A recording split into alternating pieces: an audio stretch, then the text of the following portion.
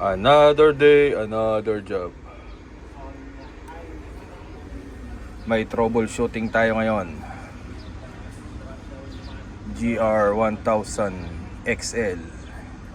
Meron siyang error. Papakita ko sa inyo mga boss idol. Start natin ang crane.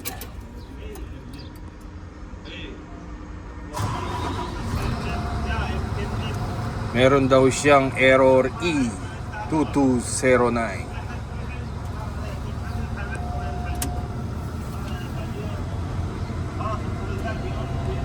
Yan mga boss idol. E2009.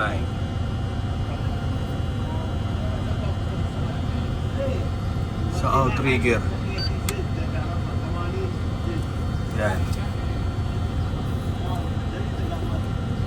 Wala siyang itim dito. Itong tatlo okay, normal. Ito yung walang itim. Kailangan magkaroon yan. Kaya abnormal ngayon itong ating setting dito sa outrigger. Kaya pag in-okay mo yan, kaya meron siyang E2009. Wala tayong maximum load dahil meron tayong error 2009 mga boss idol.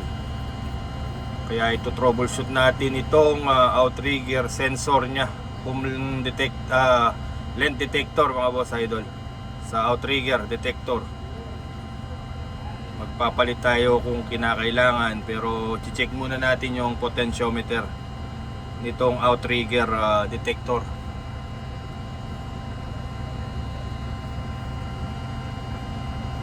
Kasi hindi tayo makapag-set up nito once meron tayong error. Yan o. Tapos abnormal tong ating outrigger. Kung nakikita nyo mga boss idol, yan o. Abnormal yan. Kailangan pag setting mo ng outrigger, makikita mo na rito meron yan. Either itong outrigger is extended or retract. Should be, we have one black, this one also. But now is abnormal. Kaya troubleshoot natin to mga boss idol. Samahan nyo ako. Pero puntahan muna natin yung boom lens detector.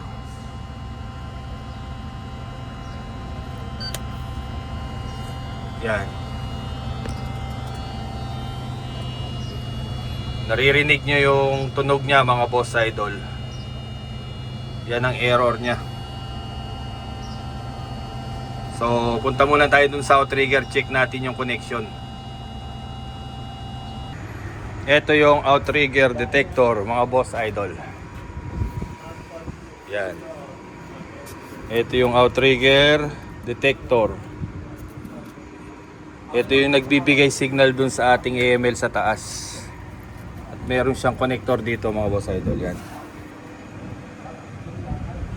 Kaya magtatanggal tayo. Ang kailangan mo lang tools dito ay 12mm.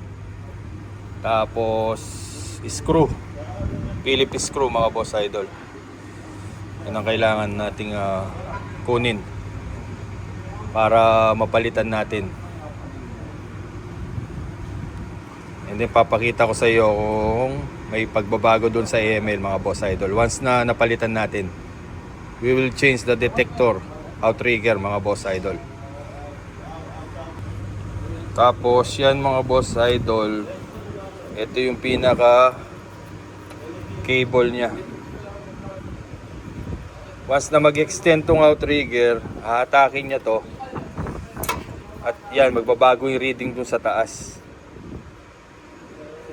Para malaman natin kung naka-full extended ba tayo o sa mid ng outrigger.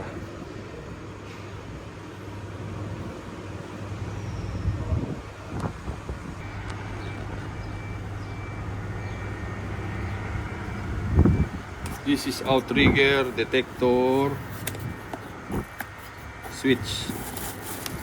We will change this one mga boss idol. Oh.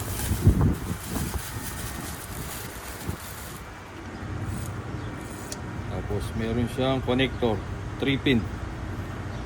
Ito yun, palitan natin yan.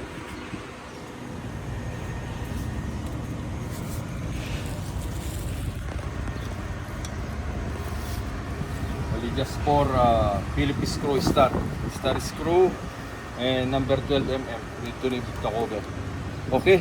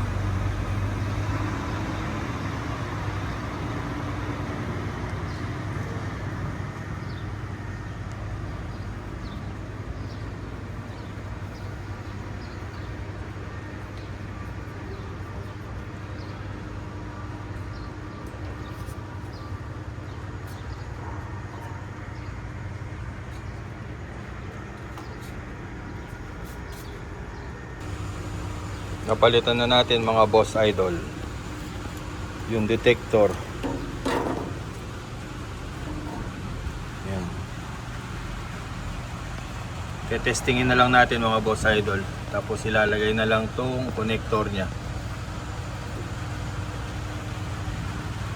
Tapos huwag kalimutang lagyan ng cutter pin itong kayang kable para hindi siya matanggal pag mag-extend tong outrigger mga boss idol.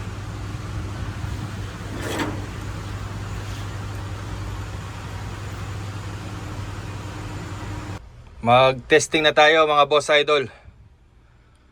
Tingnan natin yung error kanina kung nandito pa sa EML. Let's start.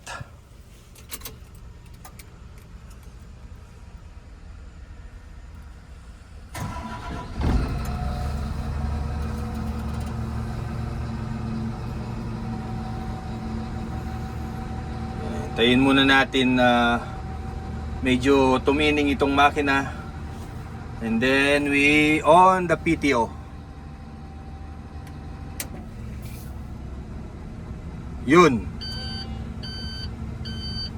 Nakikita nyo mga boss idol, meron siyang W00157 ngayon na bago siya. Pero meron na siya ngayon dito, pero nagbi-blink siya ngayon, no? Try nating set up ulit itong isang jack. Yan. Magre-retract tayo ng jack leg sa right side front.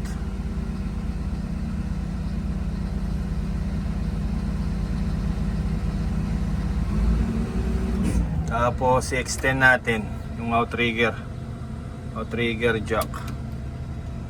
Outrigger, yun, extend natin.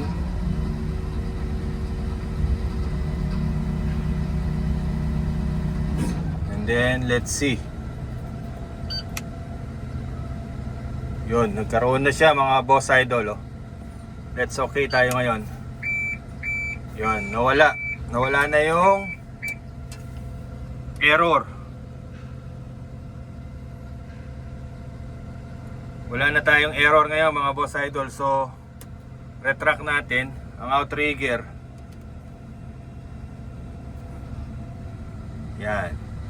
Retract tayo ng outrigger. And then set up natin tong jack leg. See?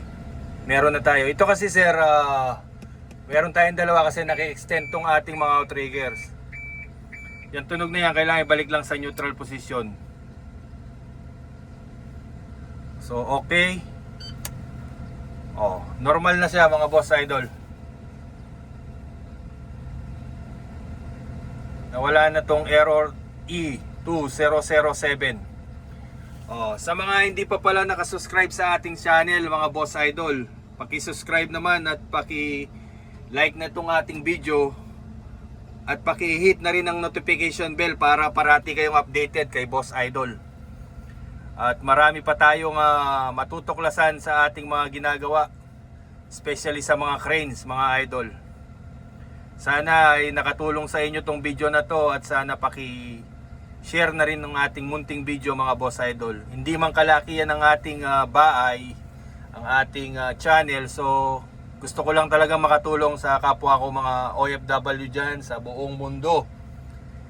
Kahit ano pa kayong nasyon, sana paki-comment na rin tong video sa aking video kung saan nakaabot tong nagawa kong troubleshooting na to mga boss idol. Paki-comment na lang po sa baba. Maraming salamat po sa walang sawang sumusubaybay sa ating channel mga boss idol. Sana po na nakatulong sa inyo tong video na to. Maraming salamat po. God bless you all. Thank you. Bye bye.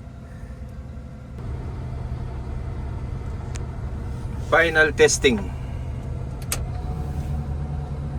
I-pull natin yung outrigger.